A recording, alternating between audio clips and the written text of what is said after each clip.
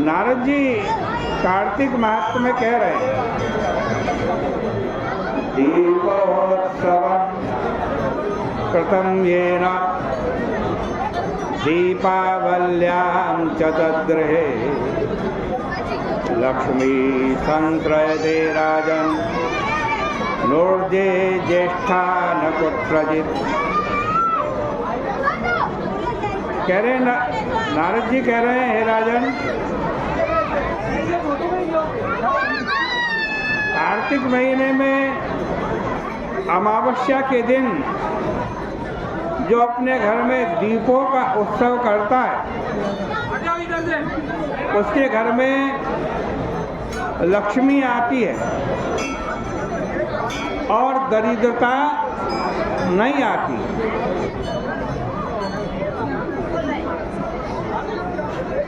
एक बड़ी पावन कथा नारद जी सुना रहे हैं।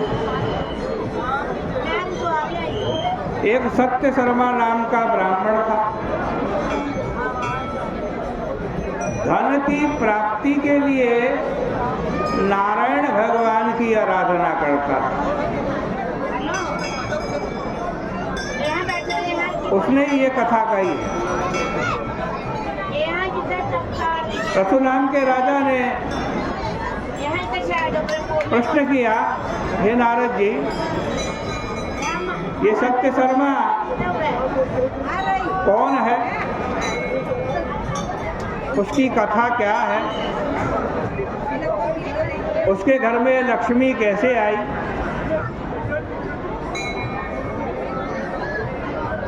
नारद जी का कथा सुना रहे हैं।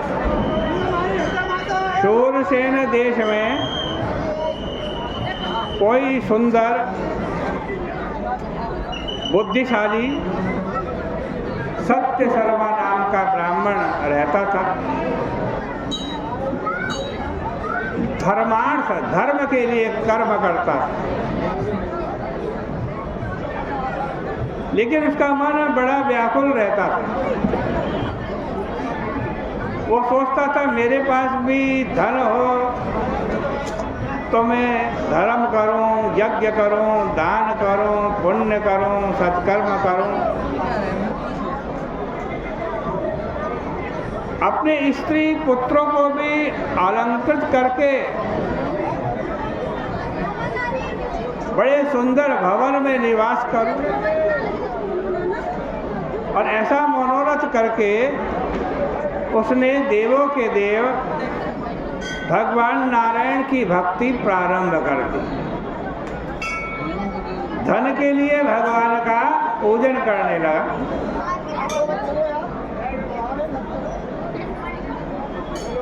अब भगवान के पूजन से कुछ धन तो उसके पास आता था, लेकिन खर्च हो जाता था, इकट्ठा होता नहीं था। वो बड़ा दुखी हुआ। एक दिन घूमता घूमता ज्ञान विज्ञान संपन्न एक ब्राह्मण के पास पहुंचा, और उसने उस ब्राह्मण से कहा, महाराज, मैं बहुत काल से, बहुत सालों से धन की इच्छा से नारायण भगवान का पूजन करता आ रहा हूं,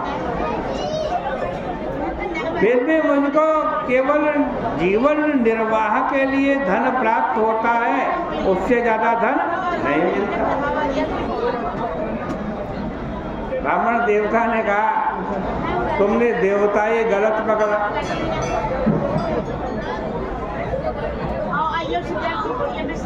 कुछ शांत।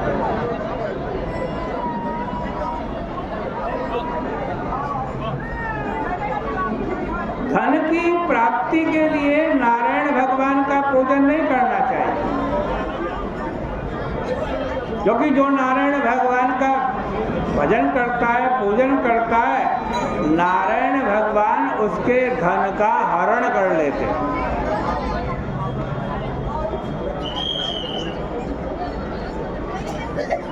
उसको ये सांसारिक भौतिक धन नहीं देते। उसको अलौकिक धन देते हैं, भक्ति का धन देते हैं।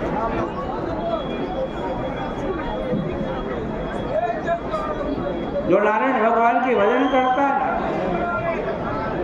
भगवान सबसे पहले उसका धन हरण कर लेते हैं। फिर उसके जब धन हरण हो जाता है ना, तब उसको असलियत ज्ञात होती है कि मेरे पास जितने मित्र, भाई, बंधु, रिश्तेदार थे जो मेरा बड़ा सम्मान करते थे, जैसे ही धन गया तो वो रिश्तेदारी भी खत्म हो गई, और सम्मान भी खत्म हो गया, और प्रेम भी खत्म हो गया। फिर उसको मालूम पड़ता था कि ये सब संसार के लोग मुझसे प्रेम नहीं करते, मेरे धन से प्रेम करते। और उसके बाद भगवान अपने किसी प्यारे भक्त को उसके पास भेजते और उसको अलौकिक धन देते, भक्ति का धन देते, ज्ञान का धन देते। इसलिए ब्राह्मण देवता ने कहा कि देखो, यदि तुम्हें धन चाहिए तो नारायण भगवान का पूजन नहीं, शंकर भगवान का पूजन करो, भोलेनाथ का पूजन करो। भगवान शिव का एक नाम आशुतोष है। आशु माने शीघ्र, तोष माने संतुष्ट हो जाने वाला। थोड़ी सी पूजा से जो संतुष्ट हो जाए वो कौन है? वो भोलेनाथ और भगवान शंकर।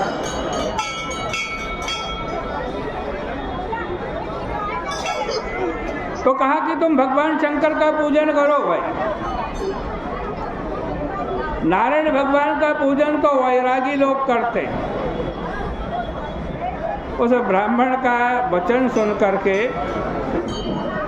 ये ब्राह्मण सत्य शर्मा यमुना जी के तट पर गया, वहाँ एक शिवलिंग बनाया और भगवान शिव का रोज पूजन करने लगा। 1 साल पूजन किया, 12 महीने पूजन किया।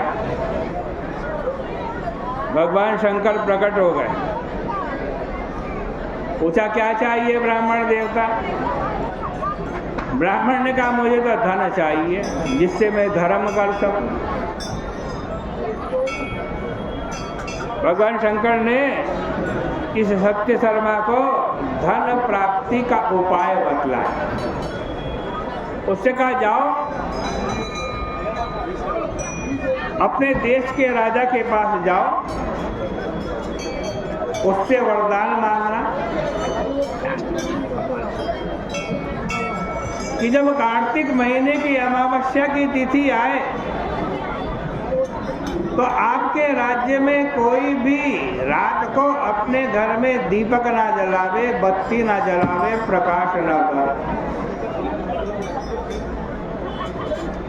और ब्राह्मण देवता तुम अपने घर में खूब दीपक जलाना, प्रकाश करना, बत्ती करना, हवन करना, भगवान का पूजन करना। ये सुनकर के वो ब्राह्मण अपने देश के राजा के पास गया। बड़ा विद्वान ब्राह्मण था, छोटा सा वरदान मांगा था। राजा ने कहा तथास्तु, ऐसा ही होगा।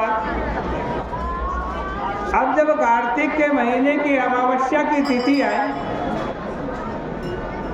राजा को ब्राह्मण को दिया गया वरदान स्मरण हुआ।